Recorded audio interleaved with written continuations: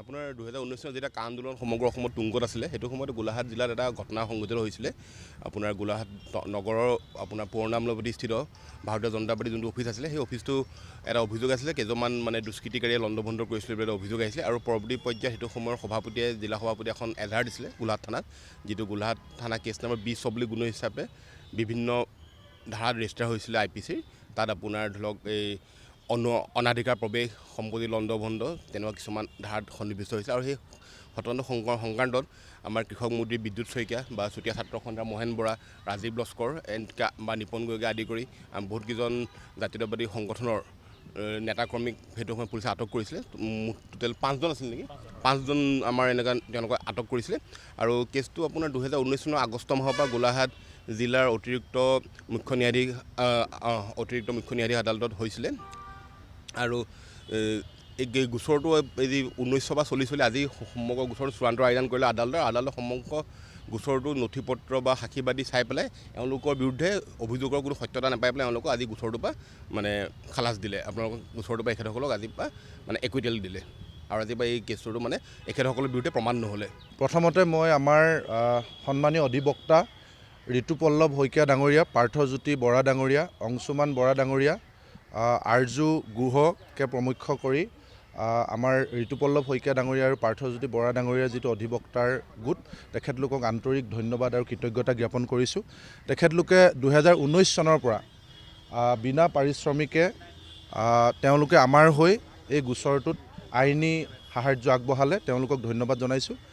আৰু গোচৰটোৰ বিষয়ে ইতিমধ্যে আপোনালোকে জানে যে 2019 চনত যেতিয়া আমি কাৰ বিৰোধিতা কৰিছিলোঁ আৰু সমগ্ৰ অসমবাসী ৰাইজে যেতিয়া কাৰ বিৰুদ্ধে অৱস্থান কৰিছিলে, সেই সময়ত আচলতে প্ৰতিবাদী কণ্ঠ ৰুদ্ধ কৰিবৰ কাৰণে ৰাইজৰ আন্দোলনটোৰ নেতৃত্ব যাতে আমি প্ৰদান কৰিব নোৱাৰোঁ, সেইকাৰণে আচলতে মনে সজাই এটা গোচৰ চৰকাৰী পক্ষই আমাৰ ওপৰত জাপি দিছিলে। আৰু আজিৰ দিনটোত যিটো গোচৰ, আজি এই গোচৰটো আমাৰ বিৰুদ্ধে বহু গোচৰ আছে, কিন্তু এই গোচৰটো এইটো কাৰণে পৃথক আৰু ব্যতিক্ৰম, কাৰণ আন বহু গোচৰত সাক্ষী প্ৰমাণবিলাক সাধাৰণতে সাধাৰণ কমন পিপুল হয়, কিন্তু এই গোচৰটোত কিন্তু গোচৰীয়া আৰু সাক্ষ্য যিমানবিলাক আছিলে সকলোবিলাক চৰকাৰী যন্ত্ৰটোৰে অংশ আছিলে। আমাৰ গোচৰটোত গোচৰীয়া আছিলে সেই শাসকীয় দলটোৰ এগৰাকী সাধাৰণ সম্পাদক আৰু সাক্ষ্য প্ৰমাণ পুলিচ, ট্ৰেফিক, হোমগাৰ্ড পৰ্যন্ত, অৰ্থাৎ আটাইবিলাক আৰক্ষী আৰু চৰকাৰী যন্ত্ৰৰ লগত জড়িত ব্যক্তি আছিলে। গতিকে তেওঁলোক অভিজ্ঞ, সাক্ষ্য প্ৰমাণৰ ক্ষেত্ৰত তেওঁলোক অভিজ্ঞ সাধাৰণ মানুহতকৈ, কিন্তু তাৰপিছতো তেওঁলোকে পৰ্যাপ্ত প্ৰমাণ সহকাৰে গোচৰটোত এষ্টাব্লিছ কৰিব নোৱাৰিলে যে আমি দোষী। তাৰ পৰা এইটো কথাই প্ৰমাণ হয় যে গোচৰটো মনে সজা।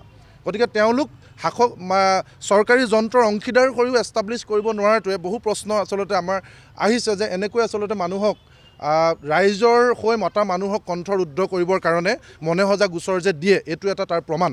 গতিকে আজিৰ যিটো আমাৰ জয়, এই জয়টো ৰাইজৰ জয় আৰু ভৱিষ্যত দিনতো আমাক কোনো কাৰণত যাতে মনে সজা গোচৰে আমাৰ কণ্ঠ ৰুদ্ধ কৰিব নোৱাৰে, এই কথাটো আমি আজিৰ দিনটোত পুনৰবাৰ কৈছোঁ যে এনেকুৱা সামাজিক জীৱনত থকা ব্যক্তি হিচাপে আমাৰ ওপৰত বহু মনে সজা গোচৰ আহিব, বিভিন্ন ধৰণৰ প্ৰপাগেণ্ডা থাকিব, কিন্তু আমি কেতিয়াও আমাৰ কণ্ঠ ৰুদ্ধ নহয়।